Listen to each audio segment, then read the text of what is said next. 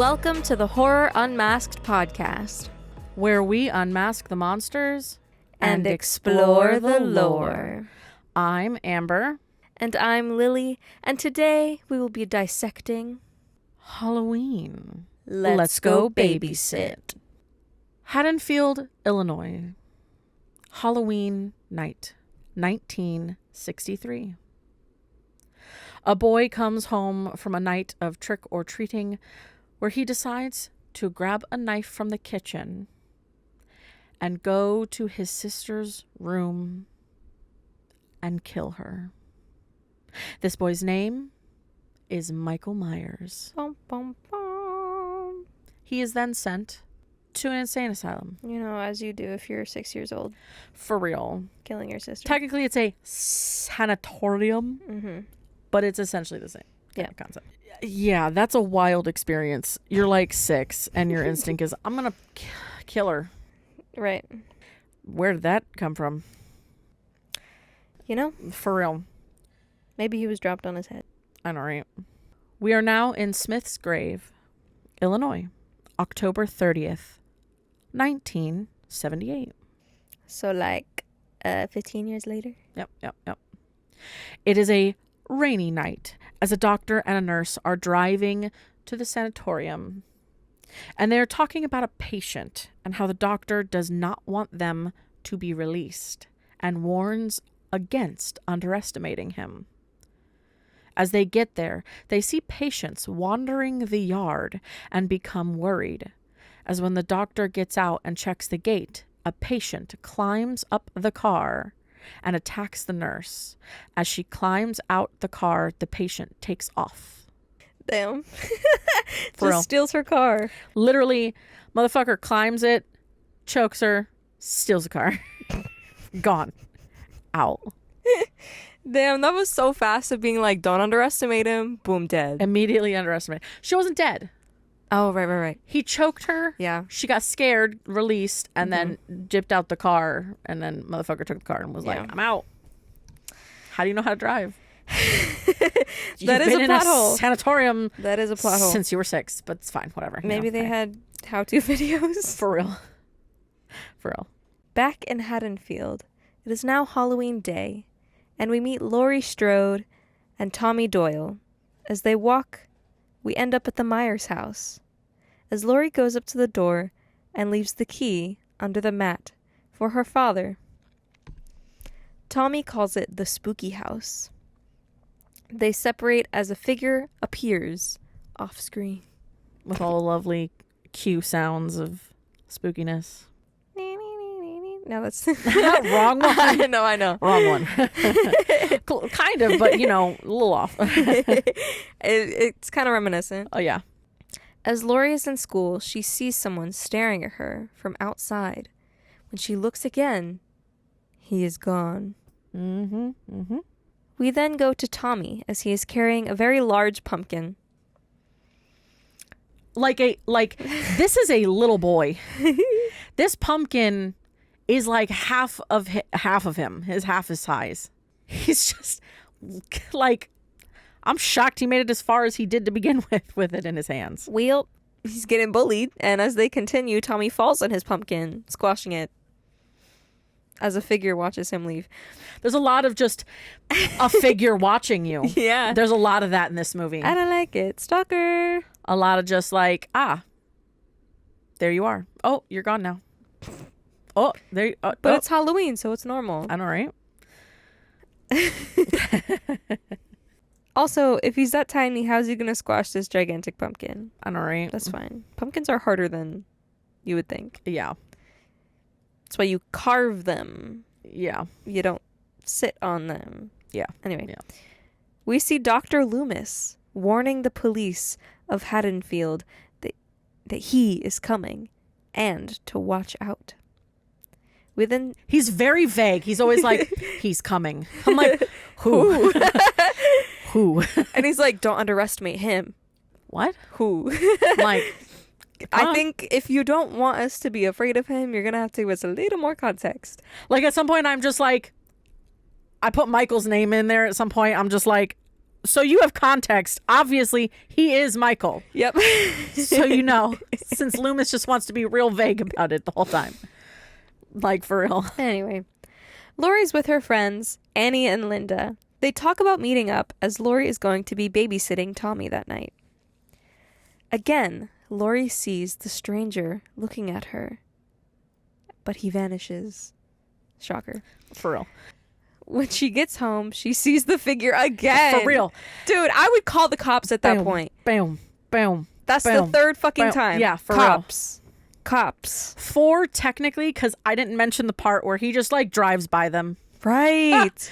I didn't mention the part that he just drives by them. Like, also, he's doing really good at just, a slow drive-by. For real.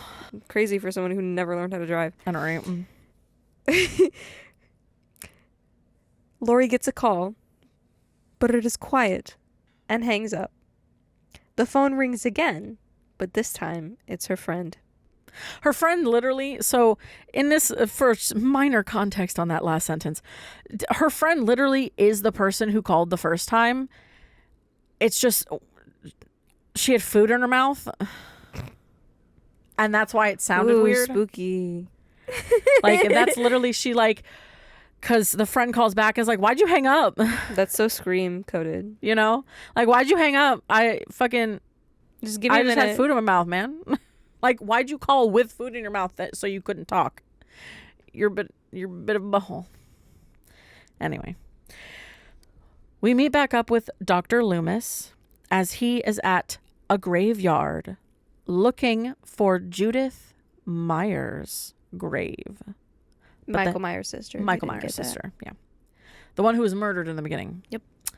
But the headstone is missing. How the fuck? Look, man. You haven't seen these movies. I've seen the first one. I've seen this one. It explains itself at some point, but not really. But it explains itself, but not It's really. basically just supernatural. Yeah, for real. Yeah. As the doctor is looking for Michael, he goes to his old home. And they find that he has clearly come home, as there are questionable scraps of something he ate. A dog? I think because it was vague, but like, I think the cop that was there with him was like, it maybe like a raccoon or like something like that, like a roadkill kind of situation thing. Yeah. Because he doesn't have money to go to the store and he's hungry. Yep. And He's not he'll eating just kill whatever the people. fuck he wants. Yeah.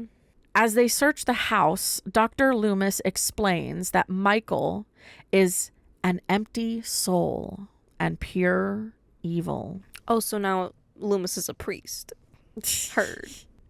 Because he says his eyes are soulless. Mm-hmm. Because he doesn't talk. Nothing.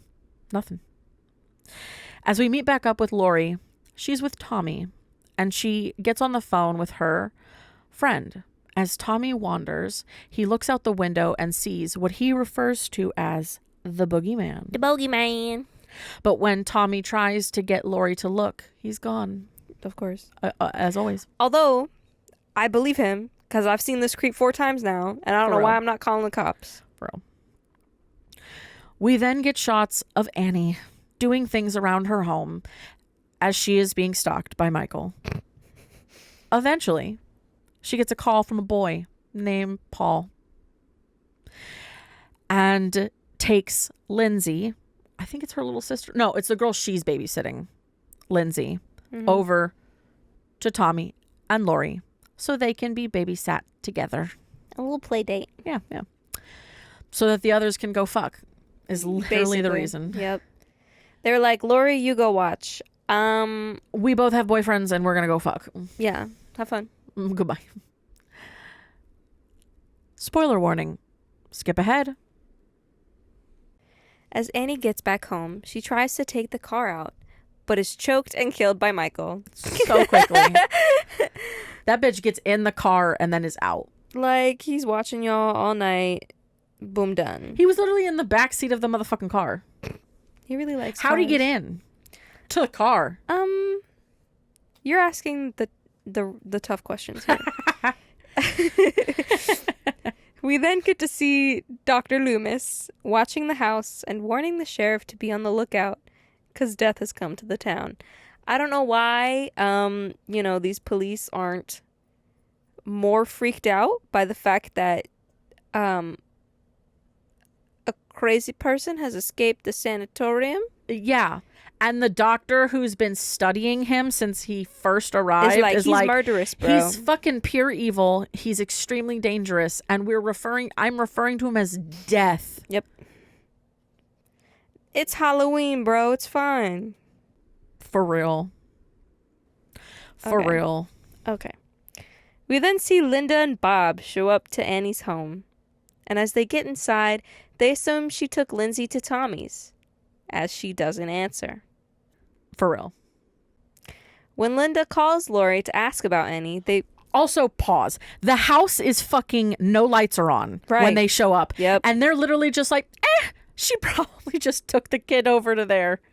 I'm like, I'm sorry if I showed up to my friend's house and they weren't there. I'd be like, I wonder where they are. And then I would attempt to call them. Isn't the house... Or something. Hold on. Isn't the house like right across the street? Yeah, right across the street. Right the fuck across the street. Yeah. Lori literally can look out her window and be like, there's my friend's house. Yep. That's crazy. When Linda calls Lori to ask about Annie, they both believe she's just taking time to pick up Paul. Mm-hmm. Taking her sweet time. Wow, wow, wow, wow, wow. As the two have their fun, Bob then goes downstairs to get a drink, but is stabbed and hung up on the wall. Like legit.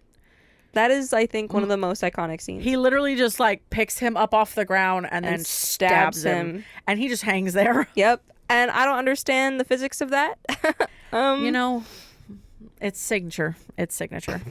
For real. I don't know if anyone's tried that. Please don't.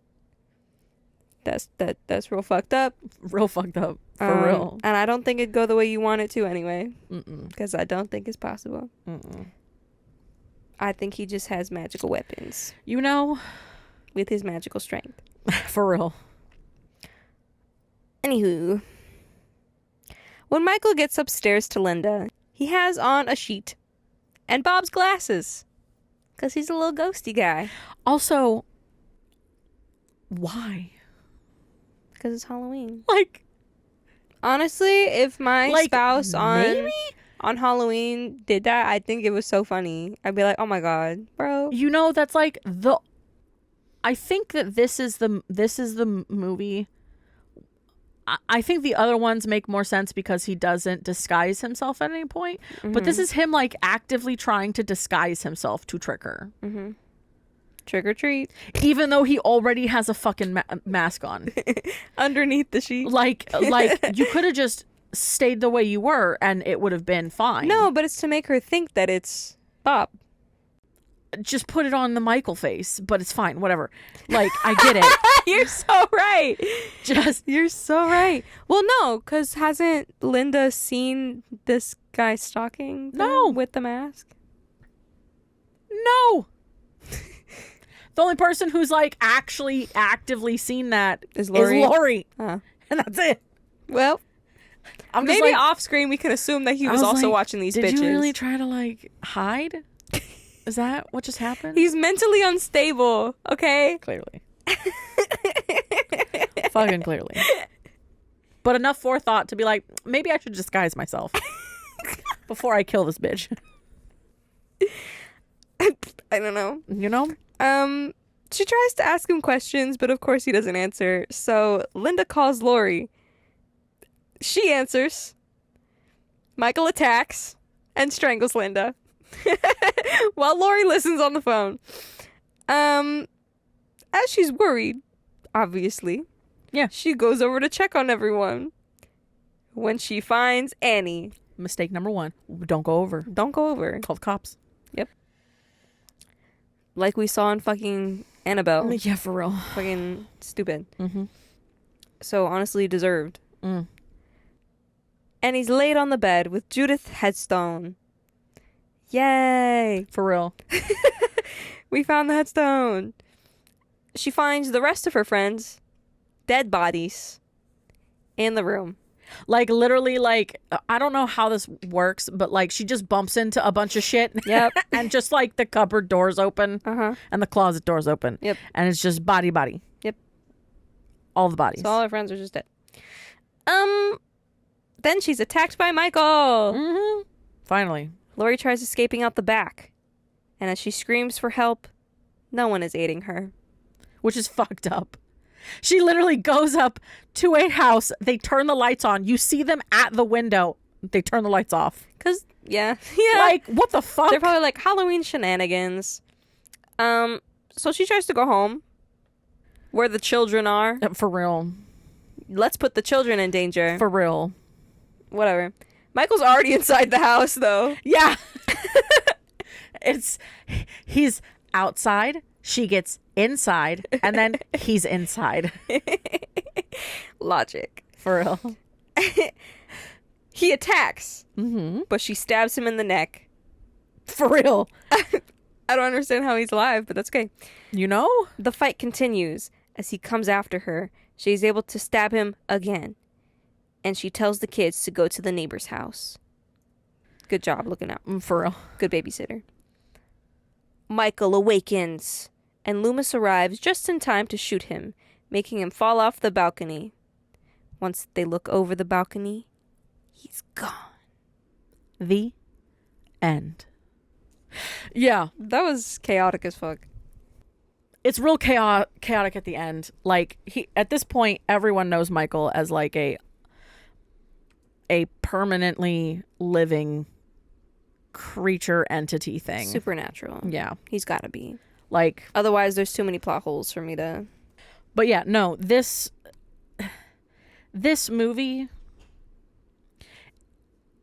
it's a wild experience because it's a good film. It's just everything starts to like really happen in literally the last 30 minutes of the movie. It's an hour and a half, by the way. Yeah. We're just jumping into it. This is an hour and a half long movie, and nothing really happens until Yeah. an hour in. It was released October 25th, 1978. Yes. The director is John Carpenter. Indeed. Their budget Was fucking small. $325,000, They made 70 million. which is Really good for the Real 70s good for- on a really low budget film. yeah. And obviously it was distributed by Compass International Pictures, Sony Pictures, and Aquarius Releasing. Age of Aquarius. I was honestly, not gonna lie, really shocked by the Rotten Tomato score. 96? Yeah, because it's a classic. It is a classic. Crazy. Yeah, It's crazy. I don't know if that number really stands the test of time. Like, I don't know if somebody fresh to the horror genre would go watch that and be like, this is the best horror film It ever made. depends. Sure. Truly. I know I'm not really saying it, but I mean... I'm not going to lie to you. When I first watched this movie, I started falling asleep. Because it is not a fast-paced film. No. It is a slow burn. It is a It's slow one of those burn to the movies end. you watch on a rainy day when you have nothing to do and you're just taking it slow. Yeah. This is a good franchise to watch. Everything kind of okay. The first two films and the last three films are actually connected tangentially to each other. Like What a those great word. are the ones that are actually all connected. Mm-hmm. All of the ones in between are just for fun's sake at that point. The third one is not even... No. Fuck you. If you think that that's part of this movie franchise, no. You are incorrect. Yeah, a lot of people Incorrect. think that is the worst one. It should not be in the franchise at all. Just because it's the movie literally is on the TV in the background is the only reason why it is even a part of the franchise. And that's not enough of a reason for it to be in the franchise. So, but yeah, the immortality thing, really kicks off in the second movie, which is why I know that we're only doing like the first one and the last 3, but I'm making Lily watch the second one as well, just so that she has context. I know. I should already have watched all of the movies. Yeah. But leave me alone. It's been a really trying couple of months. But yeah, he's like an immortal monster. Basically. For real. From what I know. Yeah. From what I can tell. Yeah. Which is shocking to me for the kill count because it's not that high. No, it's not. But it's enough because of who he was and what happened.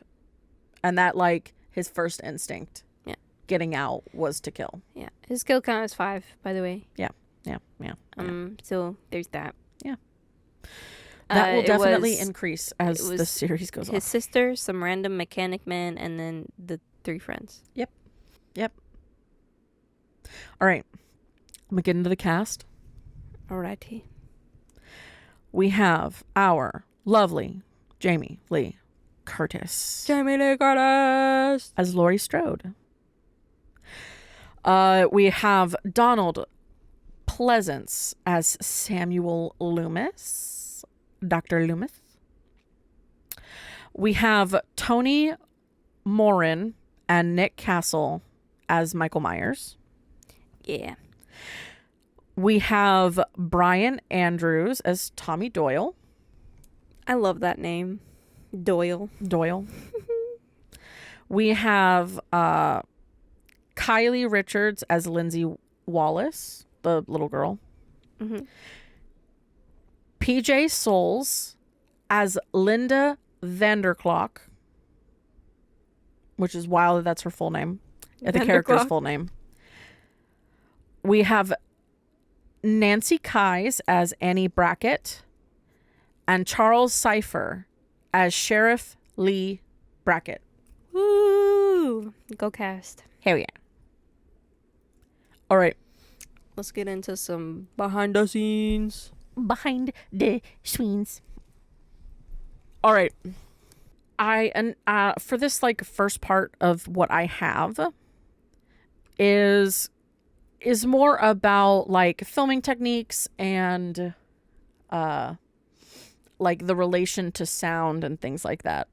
Okay. On the set. And also a little bit of like what they chose to film like with and everything. Mm-hmm. So Carpenter subverts cross-cutting in order to slow down real time. The best way for me to kind of explain this before I really get into it is it's okay. In D&D, a battle is 6 seconds. Yeah. Technically.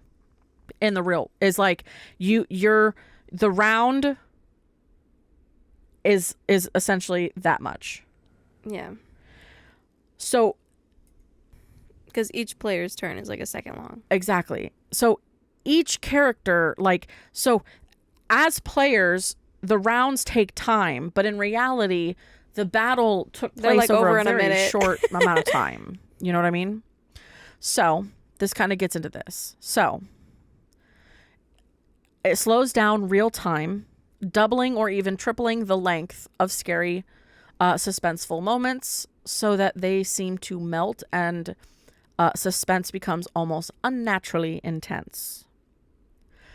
So it's called TikTokality. Oh? This was coined well before TikTok, the app, came out. Okay. So, but it means a small narrative / diegetic time drawn out via crosscuts that don't imply simultaneous movement. It's a little confusing. Yeah, elaborate, please. So, in this way, the climax of the film takes up 20 minutes. But in reality, it all occurs over 5 to 10 minute period of actual narrative / diegetic time. So, if you're watching Michael come slowly after Lori as she's pounding on the front door trying to wake up the kids to let her in, the scene seems to go on forever. So, how can anybody walk that slow? So, the way that they do it is that they cut between them. So, they pick up where they left off. If Michael was walking past the neighbor's mailbox right before they cut to Lori pounding on the door, screaming for them to let her in, when we cut back to Michael, he's still right next to the mailbox. So there's no suddenly, like, you see a scene, he's near the mailbox, you cut to her pounding on the door, and then he's like on her. Yeah. He's still where he was. Mm-hmm. So the other side freezes when it's not seen. Okay. So it's an effect that most viewers are not used to, except in their nightmares, wherein scary moments seem to stretch out and melt time. It's very effective and is rarely used. Mostly cross cuts are used to avoid jump cuts and allowing for easy trimming of undesirable moments in a shot. So essentially it's just literally the camera pans, it picks back up, it camera pans, it picks back. So like she'll pound on the door, it'll pan back to him, he'll walk, you'll go back to her, and she'll be continuing that moment, that like freeze frame moment, kind of. So I think that was kind of interesting to find out, like, it makes sense why. It's almost like we're watching this movie in the eye of like a D&D session. Because you have to think that this is actually happening a lot faster than what it actually is. Right. You know? So, and then the viewer's relation to the image on screen when watching any movie is generally associative, dreamlike narrative immersion. So unless there's a distraction in the theater or we suddenly have to go to the bathroom, chances are we are completely absorbed in the movie. This absorption is something Carpenter deliberately disrupts by leaving us as the viewer far away from the action. So the muffled voices of the people talking far away from our POV killer perspective is very unusual in any other film, because you can just hear them enough to understand what they're saying, but not sure we're meant to.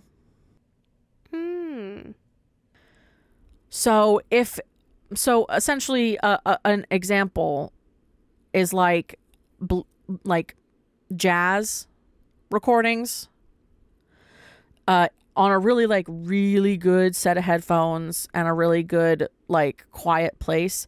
You can hear like low whispering or talking of the other people who were in the room underneath it,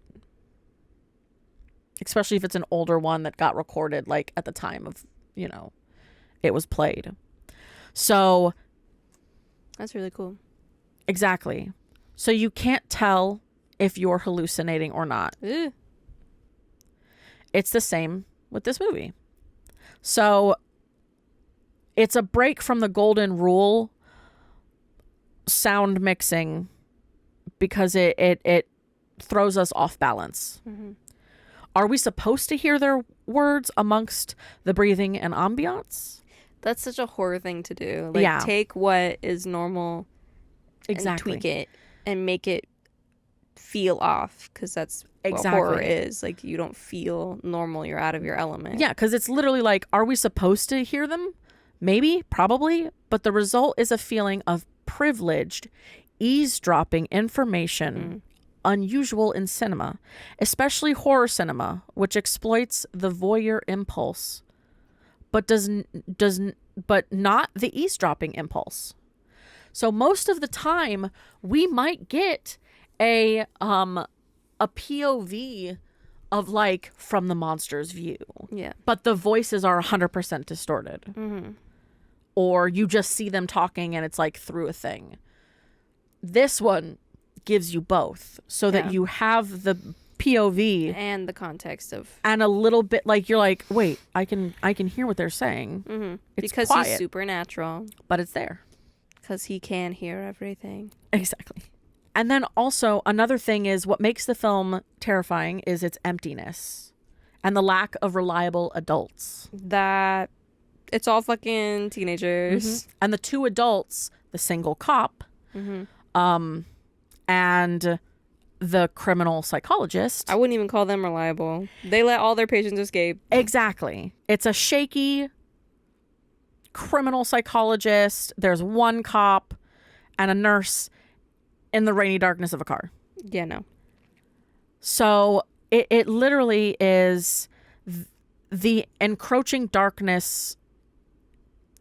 Except for one or two shots in Laurie's English class, we seldom see more than one or two people in any given shot. So, like, no matter what, like, it was all inevitable. Yes. And the emptiness was to kind of really give that breath of, like, I feel like there should be someone here, but there's not. Also, another big thing that they did was that they had a strong focus on darkness. So the edges of the film are actually, like, when you watch it, they are bleeding into the dark. So no matter whether it's a daytime shot, the edges of the screen will be darker. Okay. So they kind of constantly did, like, a bird's eye implement it. thing. And it's also so that if you were watching it in a theater or at home and you were in darkness, which is preferred for this film, it would be as Kind of if blends in. the shadows are incorporated into the movie. Like your shadows of your room are the same shadows that are in the film. No. And that there could be things lurking in the shadows. No. And then, so obviously we've already said that the budget was not very big. Nope. Tiny. So this is getting more into the some of the behind the scenesy kind of stuff. So because the budget was so tight, the film's production quickly became a family affair. Yeah. As Jamie Lee Curtis put it, everyone on that set was 19, 20, 21, and it was mostly men. Damn. It was just these people, and then everyone's girlfriends doing makeup, wardrobe, set dressing. I could see that so hard. Most of the crew were students or amateur filmmakers Wow. who heard about the production by word of mouth. Luckily for Carpenter, the film was being shot in California, giving them access to all the eager out-of-work creatives they might have needed. It's been reported that some crew worked for free, doing 12 to 14-hour days. Damn. Just for the on-set experience. I mean, it makes sense. It's like, it's why, I mean, I know a lot of, being a theater major, I know that there are lots of people that work on smaller productions, like, in the area. Orlando's very big in the theater And film. Theater and film department. Because you even talked about the idea of trying to be like an assistant on like a film at some point, like trying to think about doing that so that you could get in with that world. Because there's like, it's a lot of the time everybody knows everybody. Yeah. But it's still a big thing here. Like, we go hard. Yeah. Pedal to the pavement. Oh, yeah. But there's so many people who like create small independent films and commercials and small things like that. But you never know like what could blow up and what could be. And another thing. And that's why it's so important to just work on something, whether you think it's gonna. Yeah. Because there's another aspect of it. So, real quick, it's even funnier because even Jamie Lee at the time wasn't relatively known yet.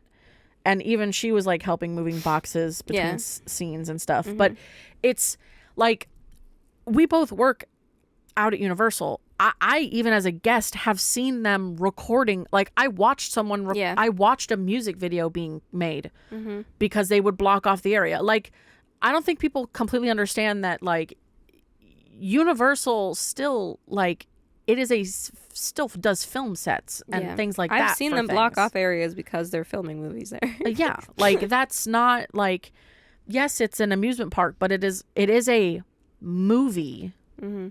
themed amusement park. Which is perfect for us. But yeah, I guess that's just what I'm trying to say. Like, I feel like there are a lot of people who are against starting at the bottom. Like, they just want to go right into the big films. But these people who worked on this movie, I don't think they knew that it was gonna be as big as it was. No. But they absolutely, if their name was on it, they got bigger things in the future. Yeah. I'm sure. And and here's the bigger thing is that when Carpenter, like when this idea popped in, he was able to convince, I believe, the person who backed him in making this project. He made sure that his name was on it, and that's kind of how he solidified his and I name. have more info on that. Oh, really? Mm-hmm. Yeah. I just know that he made sure that his name was solidified. Yeah. On the He did. like with this film. That was one of the agreements. Yes. That was one of the deals he made. Yes, I just forgot like which way that went because I didn't collect that piece of information. Yeah. But so going back to this budget. Yeah. Of the 300,000 something, 70,000 of it, which is a big ass chunk of it, was spent Almost a third. on Panavision equipment. Most exorbitantly, the Panaglide. The Panavision Panaglide was the edgiest piece of filmmaking technology in 1977. Wow. And John Carpenter had to have it. Mm-hmm. By Carpenter's logic, filming the movie with a proper high-budget film camera would trick the audience into thinking this was a high-budget production. I mean, he was right. Yeah. He believed audiences would put enough trust in a film that looked professionally made to overlook the low-budget sets, costumes, and talent. Not the talent. Not low budget talent. But you know what I mean? Like, it's a lot of people's starts. Yeah. A lot of upstarts going on in that situation. Mm-hmm. So, Halloween was revolutionary in its use of the Steadicam. Yep. So, only the second production to ever film with it, especially when they used it to place the audience in Michael's POV. In that era, filmmakers mainly used static cameras, stiffly executing any movement through dollies or more freely through handheld operators. Still, even the steadiest cameraman could not compete with the Panaglide, since film cameras used to be incredibly large, heavy, and difficult to maneuver.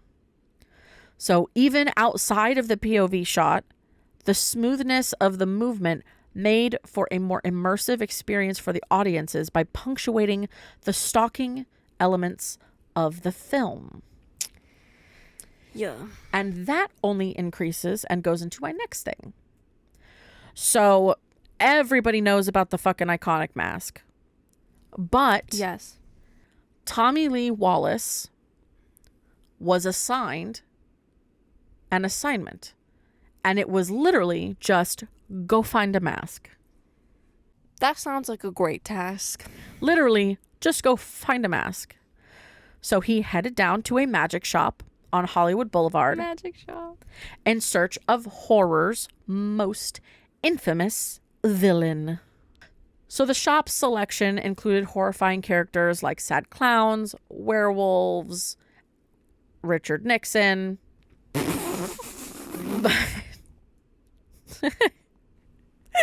But Wallace saw the most potential in That's a terrifying. $2 Ah. Captain Kirk mask. Yeah. $2. Mm-hmm. They just dirtied that bitch Wouldn't up. that be great Right. if just a Halloween mask was $2? Damn. Anyway. So, Ever the artist, he used shears to widen the eye holes. Mm-hmm. He shaved off the sideburns and eyebrows. And lastly, he spray painted the face white Yeah. and the hair a dark brown. So when it came time to present the mask for judgment, everyone agreed. There was something instantly terrifying about Captain Kirk. The way he just dressed it up like that, and everybody was like, "Yep." Yup. Didn't even really have to like. I imagine Didn't him have to really do a whole lot to it. Yeah, I imagine him just like looking at this mask, thinking about it for like 2 seconds, and being like, "Got it." For real. Because literally, John Carpenter described the moment. As soon as the second mask came out of the dressing room, it created a shiver through the room. Damn. And we knew we had something special.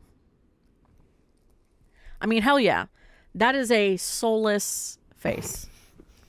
And it just gets worse as the franchise continues. Because it gets dirtier. Because and it gets grosser and more destroyed Yeah. as time progresses.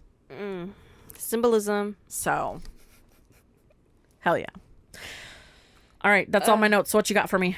So, as you go through the behind the scenes, I go through the inspiration. Hell yeah.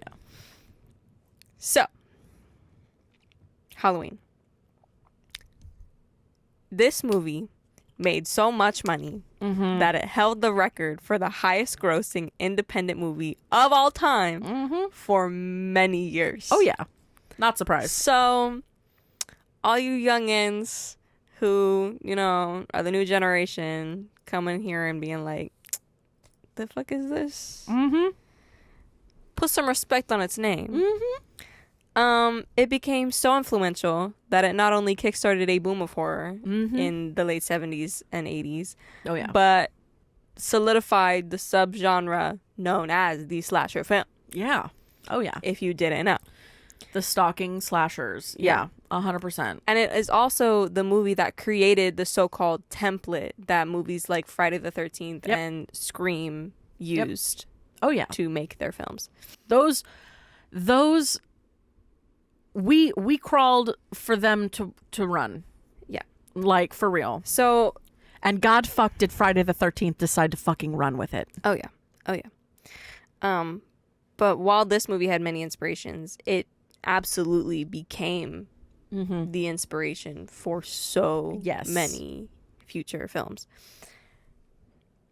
Like everything about this movie Yeah. is just iconic in nature.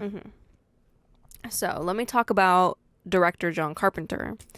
So he originally joined the movie business because he wanted to make cute little Western films. Cute little rodeo Western gunslinging films. You didn't realize you were trying to go into the wrong genre, my guy. You're right. He quickly realized that that was a dying genre. Yum. Was dead.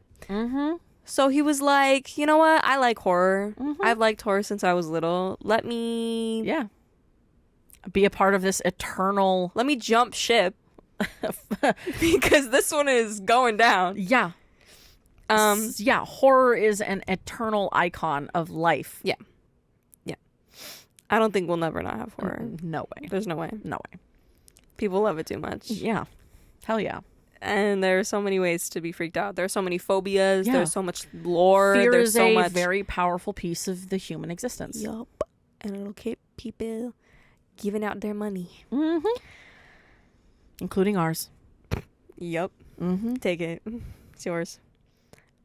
So when he started working on this film, one of the biggest inspirations, because he was so into Western films, was Westworld. Oh. He really loved the robot gunslinger that just kept coming back. Yeah. So that was very much influential. as to who Michael Myers is in the It he kinda makes keeps sense. coming back. This motherfucker. He's basically a robot. I don't think you understand. I not yet. There's a lot more movies than the 5 that I've suggested, just because the 5 that I've suggested are actually connected. The rest of the movies Yeah.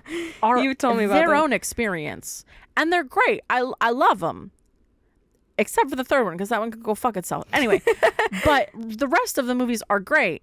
It's just there's no death is like an imaginary concept for Michael, for real, and it becomes even more prevalent as time Well, continues. that's because he's a robot knife slinger You know, instead. it would explain so many things. Yep. It was Terminator before Terminator was a thing. Period. Yep. So, as for Michael Myers' name, Carpenter met this film distributor in London Mm-hmm. with the exact same name. Oh shit! Literally just copy and pasted it. Was like, you've got a spooky name. Let's go with that one. But he said this guy was like one of the nicest people he's ever met. Of course.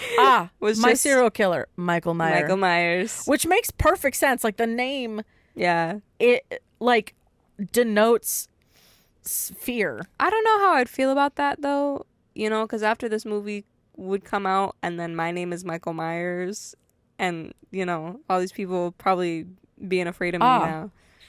Kind Being of like, like oh, having, you're the inspiration? I'm going to stay away from you. kind of like having a name that's way too close to somebody who is controversial and started some shit with a sweet boy and then got a botched haircut. You mean Me? Amber Heard versus Amber Heard? Anyway. I thought about that entire time during that trial. I was sending my thoughts and prayers, girl. I know I got a botched haircut because of that. Sending my thoughts and prayers. Facts, I know it. No. Problem is, I They walked messed into up that your haircut. haircut because I your literally name is Amber walked Heard? in there and they were talking about it, Ooh. and I was like, "Oh no!" Wait, you put your last name on the I didn't have a choice. on the appointment? They asked me my first and my last name, and I'm like, "Fuck." I would have legally changed my last name. I know, right? I'm like, Maybe even the first. no relation. Yeah. No, absolutely no relation. Again, thoughts and prayers. For real. So, as for Michael Myers himself, or at least the evil that he embodies, Mm-hmm. came from when John Carpenter was a college student and he was taking a psychology course. So they did a little field trip to a psychiatric institution. The fuck? Why? Because he was taking a psychology course, I guess. You know, So stay in class. Don't no. they're not. It's not a petting zoo, guys. No, there's a reason it's called a psychiatric ward. Yep. And a sanitarium. Yeah. Not only that, but it was a ward that held the most serious mentally ill patients. Oh my god. So I want a chance to kill one of my students. Let's go on this field trip. well, Like, it is the What? reason we got Halloween, so I'm not complaining. you know, So the past was a wild place. what I thought was so funny about what you said about Michael Myers' blank stare, Oh yeah. nonverbal. Oh yeah. Carpenter had an encounter with an adolescent boy Mm. who had a blank schizophrenic stare. Yo. And Makes it's sense. stuck with him since that day. Makes sense. So that's where that comes from. Also, it's inspired by this film was inspired by many other films like Alfred Hitchcock's Psycho, Yep. Makes sense. which I will say Jamie Lee Curtis's mom, Yeah. Janet Lee, Yeah. was the star of. Yeah. So It was perfect. ties in perfectly. Hell yeah. Bob Clark's Black Christmas and Mario Bava's A Bay of Blood. Yeah. So many films. As for the plot, the storyline, Yes. the premise, Yes. came from producer Irwin Yablon. Yes. So, He's the one who had the story. yeah. Yablon worked for Warner Brothers. Mm-hmm. Fucking hated it. Mm-hmm. Didn't like it. Was constantly complaining. Went home to his wife and yapped and yapped and yapped about it. And finally his wife was like... Fucking leave. Yeah. For real. His wife was like... Who worked alongside him. Not only... She was like very aware of his potential. And was like so sick and tired of him complaining about... Warner Brothers. So one day she was like, if you know so much about making movies, why don't you make one? For real. Ooh, she called you out. Yep, she did. She called you out, and it changed your world. And it paid off. Always listen to your wife. That's all I gotta say. Yep. So Yablon ended up working with Carpenter on a movie called The Siege together, which honestly didn't do that well. But he was like, I want to work with Carpenter again. I know that. Yeah. So... Because you almost guarantee he saw the potential in Carpenter. That was I don't know if so scary. I don't know if y'all heard that. We have thunder and lightning and rain outside, and it just crackled. That was terrifying. It sounded like a tree was going to fall on us or something. It did sound like a tree cracking. And you're also next to the window, so you get to have all the vibrations. Yeah, that's why. I felt it in my spine. Down in my butt. No. Perfect time for spooky season. Of course, it's October 1st, and it's this. Okay. Ooh, yeah. But We're I still have filming to on drive October home 1st. in this. I don't know if I want to do that. Anywho. So, as for the plot, Yablon was just on an airplane coming back from a film festival in Milan, because he's fancy, I guess. Yup. And he was looking for an idea for a film that wouldn't cost any money, because he didn't have any money. Yeah. Even though he was in a film festival in Milan. Yeah. He said he couldn't afford to buy a book or a play. Mm-hmm. But somehow he's on a plane It's from Milan. Remember, we're also, unfortunately, time period. It's so expensive to go anywhere on a plane now. It was not like that in the past. Okay. But he couldn't afford a book or a play? Those are more expensive because those are like IPs and things like that. Okay. Well, anyway. So, coming back on this plane, it was Halloween night. Hell yeah. And he was like, he worked out the idea of this madman stalking and killing babysitters. Everyone's either been a babysitter or had a babysitter. Yeah. So he figured the story was relatable. Yeah. So when the plane landed, he ran to the phone and pitched the babysitter murders to John. Yeah. To Mr. Carpenter. Hell yeah. But here's where it gets funny. He was like begging John Carpenter. Yeah. And John Carpenter was like, well, as long as my name is on it, we're good. We're good. And as long as you have the $300,000 that you've promised, we're good. Oh, y'all. But as we just went over, he didn't have any money. Shit. So he ended up begging Mustafa Akkad. I'm gonna go with Akkad. Yeah. Who was an investor. Mm-hmm. He was begging him to fund the project, but Akkad was super uninterested.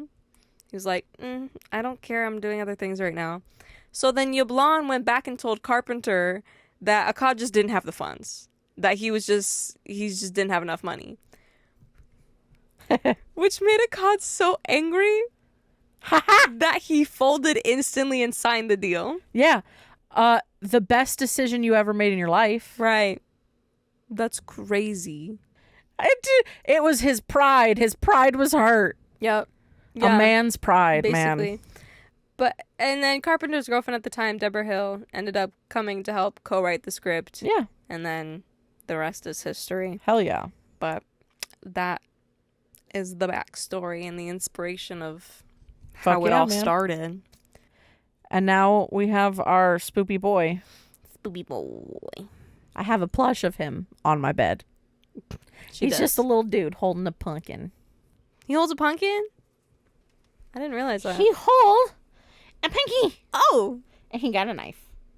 He got a knife and he got a pumpkin. He got a pumpkin in his crotch. What's in his lap? No. He seat. Okay. Sure. He makes seat Bob pumpkin with a knife. Okay. Stab you. I wish you guys could see this right now. Insert video. Anyway. Yeah. Anywho, All right. I do now have some 1 stars. Beautiful. So, Go for it. I have a couple. I'm deciding if I want to do both or not. Fuck it. First one. And I'm not gonna lie, I do agree with maybe a couple things. Not that they're like mean about stuff, it's just pointing things out. Gotcha. The whole plot of the movie is a boy kills his sister and is placed in prison. Not prison, though. He breaks out and kills 4 people. 5. Actually, no, 4. 4. Generally, to be classified as a serial killer, a person needs to kill 3 people at separate times. So he isn't a serial killer, and you could barely say he went on a killing spree. But he did, though. But he did, though. It was separate times. But he killed only one person the first time. Yeah, 1 person the first time. Then it was 1 person the second time, because it was a mechanic. That's a separate event.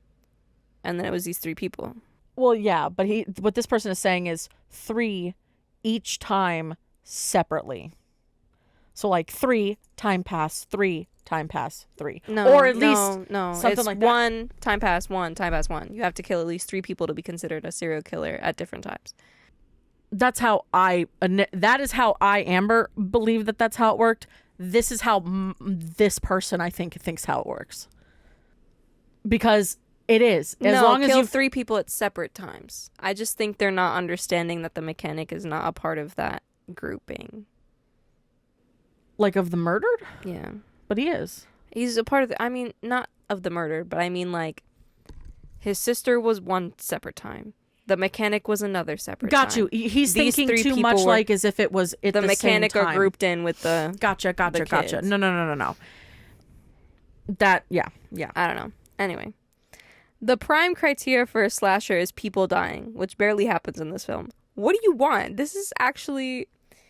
There are lots of horror films and slasher films where less people have died. This is actually a pretty good number. Yeah. A psychological thriller is a movie that gets into your head and messes with you. In this movie, you don't know why he's killing people or the importance of Halloween. You don't see him stalking and planning anything. He just kind of shows up to someone's house and kills them. The importance of Halloween is that his first murder was on Halloween night. His first murder of his sister was on Halloween night. He came home from trick-or-treating and murdered his sister. The candy made him murderous. Why? No idea. All that candy, sugar rush. Maybe the idea was that this could happen to anyone, but considering you've never seen him actually breaking in, he just seems to open the door and walk in. Lock the door and you'll be fine. Yeah. In the 70s, that wasn't... That was very common. It's Illinois, in like a suburb, in a probably small town. Like, I hope y'all know, like, during that time, I mean, obviously that's when, like, the murder started But picking people up just used to leave their doors unlocked. because people thought it was safe. Young. People didn't think I could security be murdered. and safety. Yeah, no. She learns it later. We live in a people where... We live in a world. We live in a people. We live in a people. We live in a world where people build bombs in their basements. So a movie about a mute, crazy guy who breaks out of a police custody to kill people 1 day a year is less than exciting. Clearly. You don't watch the movies. Hmm. You know that the second one just like takes place after Halloween, like like November 1st, like, you know. There's so many noises that have been happening that have been scaring me. And like the rest of the, like, even though the rest of the movies are fucking wild, like, you know, it's fucking Halloween. Also, What fucking movie isn't at some point close enough to Halloween? also, we live in a world now Yeah. where people build bombs in their basements. Yeah, now. 50 years later. In the 70s, it was a lot of knives. A lot of knocking people over the head. Yep. Oh, yeah. Next. Horror classics are such a joke to the world. Oof. You need to correct your life. You need to vote some more respect on these films. For real. You wouldn't have anything that you have now if you did not have those. Listen to this. Considering that they are either boring, have lame storylines, and very little suspense, this is one of them. Oh my God. They were revolutionary for their time. They just don't get it. They just don't get it. Halloween is something that should have stayed as a holiday or should have ignored it like the plague. If you don't, you're one of those motherfuckers who's like, my favorite holiday is Christmas, aren't you? Nothing wrong with that. You're like I love Easter.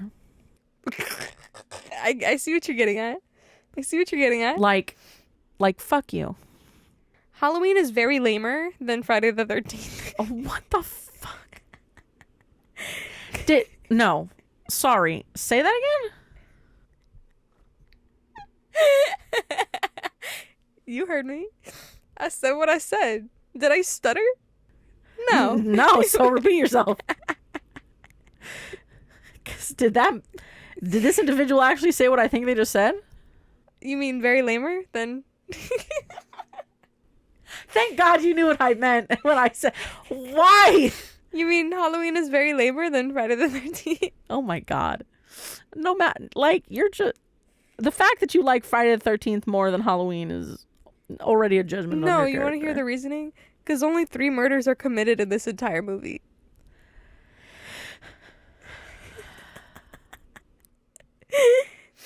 You didn't hear my kill count, bro.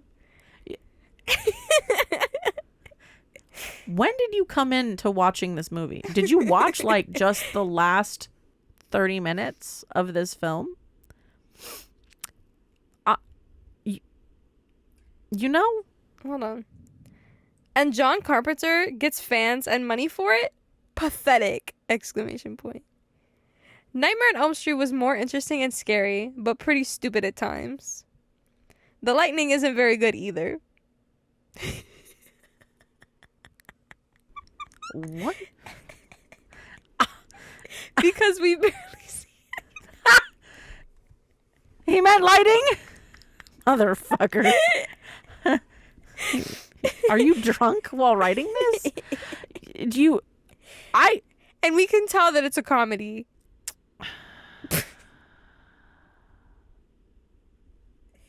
The scene with Bob and the other girl just shows it all. Also the scene where Laurie fall down the stair rail. I just peeked that mic so hard. I'm so sorry. Is a lot more funnier. What happened to your English? What happened? Did you have a stroke or an aneurysm in the brain? The way it Halfway started through off fine. It started off fine, and then it just got worse. So weird. What happened? Dude, take a break. Were you straining to type this? What happened? That's not He fell down the balcony. This scene with Bob and the other girl just shows it all. Also, the scene where Laurie fall down the stair rail is a lot more funnier. Are you sure you're not like an 8-year-old boy who just saw this movie for the first time and thought they were going to go online and write a review, but still don't comprehend English? Just wait. Just wait. It'll piss you off even more. What is happening here? Again, the main should either be Michael or Loomis because females just annoy the hell out of me. Get this movie out of my life. What the actual fuck? Do you have any women in your life? I feel Clearly so sorry for the them. fuck not. I feel so bad for them. Clearly the fuck not. You know, any women that graces your presence, I hope they turn around and walk away. For real. For real. You're one of these assholes that's like, I know everything. And I'm the best. But also, you're the same dude who sits in your basement and cries about how lonely you are. Basement dwellers. They do exist still. Mm-hmm. Mm-hmm. That was a wild comment. That was so funny. Also, just the idea of someone saying that fucking Friday the 13th is better than Halloween. Please. Please. Yeah, you got the experts here to tell you how it is. No, I'm kidding. I can't say that if I haven't seen all the The Halloween the first Friday the 13th, maybe it's okay. It's okay. films. Friday, it's the yeah, that original. one is good. It's fine. But it's also, all of us who know the characters is what the character is. No. You're looking in the wrong place. Watch like 3 movies in, and then you'll get the characters that you're expecting. Like, for real. Anyway. I give up on these people. Anyway, like we said, we're doing our Halloween series for Halloween. Halloween. So next week is going to be Halloween 2018. So we're starting off with the final 3. And as you said that, the ranges came in. I know, right? Yeah, for real. So remember, like, comment, subscribe. Subscribe. You know, all of That's the a above, threat. my guys. That's for real. a threat. Share it to everybody. Again, like I've said, you can Otherwise- send us an email at horrorunmasked@gmail.com. Let us know any films that you guys would like us to go over. We don't care how old or how new or a foreign film. So you are all Right. good. Yeah. All the above. So yeah, let us know about any movies that you guys would be interested in. Like, we're totally cool We with that. got to make our list for next year. So Yeah, we yeah. will be taking suggestions. Hell yeah. So remember to follow us, Instagram, Twitter, at Horror Unmasked. You can listen to us on Spotify, iTunes, Amazon Music, Audible, Pandora, and YouTube All the places. at Horror Unmasked Podcast. And I think with that, There's only one thing left to ask. Will you fear? or will you fear not?